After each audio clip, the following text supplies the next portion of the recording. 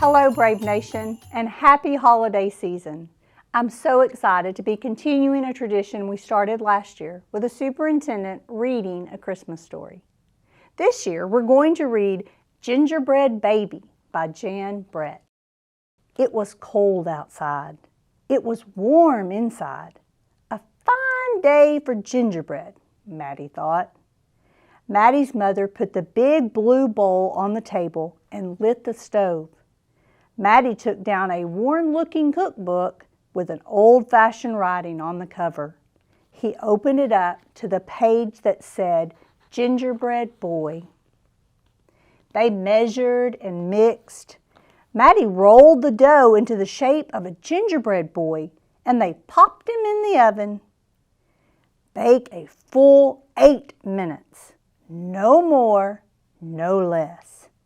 Do not peek, the recipe read.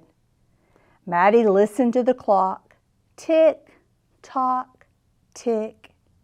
1 minute, 2 minutes, 3, 4, 5. Maddie couldn't wait any longer. He opened the oven door to take a peek, and instead of a gingerbread boy, out jumped a gingerbread baby. He pranced around the big blue bowl. I'm the gingerbread baby, fresh from the pan. If you want me, catch me if you can. Maddie's mother reached for the gingerbread baby to put him back into the oven, but he ran all around the kitchen. The door opened and in came Maddie's father.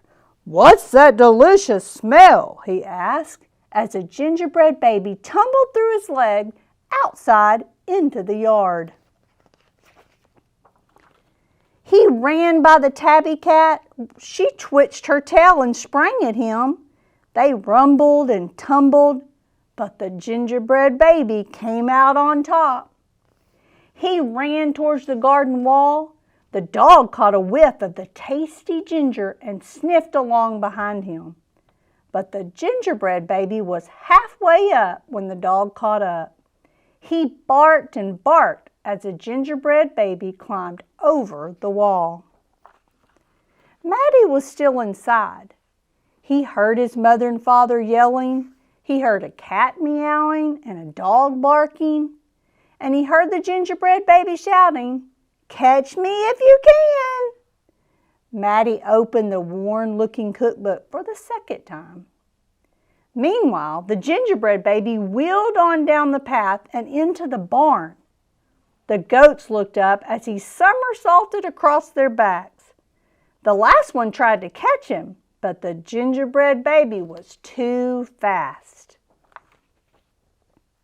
Martha and Madeline were standing by the well when the gingerbread baby stopped to take a drink. They looked at each other and winked. Martha started to talk to him while Madeline tiptoed up behind him with the bucket. But they couldn't fool the gingerbread baby. He took a braid for Martha and a braid for Madeline and tied them in a knot and then ran down the road. Back at the house, Maddie stirred, mixed, and rolled the dough. He shaped it, put it in a pan and into the oven. Tick, tock, tick. 8 long minutes. This time he didn't peek. I will catch him if I can, Maddie said to himself. As he bounced along, the gingerbread baby saw a farm wagon just ahead. He jumped in and settled down for a ride next to a mama pig. The smell of gingerbread was too much for her. She tossed him high in the air, closed her eyes, and opened up her mouth. But the gingerbread baby twisted in the air and came down hard on her porky snout. I'm the gingerbread baby, too quick for the mother and father, too fast for the cat, the dog, the goats, too clever for Martha and Madeline, too smart for the mama pig. Who's left? Catch me if you can. Feeling smug, the gingerbread baby strolled along by himself until he came to a bridge that crossed over to the village. Just as he got to the middle, he heard running feet behind him and saw a crowd of villagers ahead of him. The gingerbread baby was trapped. He jumped up onto the railing, backflipped through the air, and landed on a chunk of ice floating down the river. The ice bobbed along with the gingerbread baby dancing on top and singing in a loud voice, "Look at me, and what do you see? The best gingerbread baby ever," until his feet got cold and he jumped ashore. Who was watching from the trees? It was the fox. He crept up behind the gingerbread baby, ready to eat him up. But the fox couldn't help himself, and he licked his chops. Smack, smack.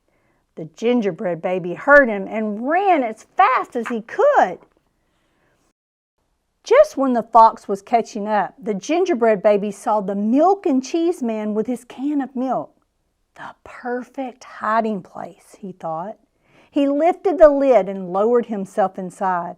He was so pleased. He sang at the top of his gingerbread voice, "Ha ha, hee hee, you'll never find me. I'm the gingerbread baby. Catch me if you can." The milk and cheese man heard the gingerbread's voice. "Who is meddling with my milk?" he shouted and lifted the lid. But the gingerbread baby was ready. He jumped up and tweaked his nose. Now the milk and cheese man, the fox, the villagers, the mama pig, Martha and Madeline, the bleedy goats, the barking dog, the meowing cat, the father and the mother were all after the gingerbread baby and getting close, and he knew it. The brash baby was not as peppy and proud as he had been. He sniffed a familiar smell, and he followed his nose into the woods. He couldn't believe what he saw. There, in the middle of a clearing, was a gingerbread house, frosted with sugar, covered with candy, and the doors with peppermint handles wide open. The gingerbread baby clapped his hands with glee and ran inside. In a tick, tock, tick,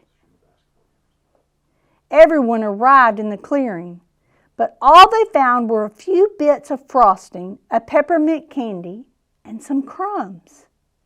The father exclaimed, "The gingerbread baby has finally met his match." "I wonder who it was," the mother said. "Let's go home and tell Maddie." "Hello, Maddie," his father said when they got home. "We never did catch that gingerbread baby. All we found were some crumbs in the snow." "I see you've been busy," his mother said, looking at the gingerbread house that Maddie was holding.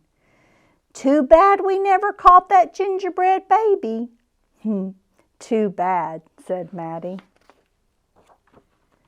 Only Maddie could hear the tiny voice from inside the gingerbread house.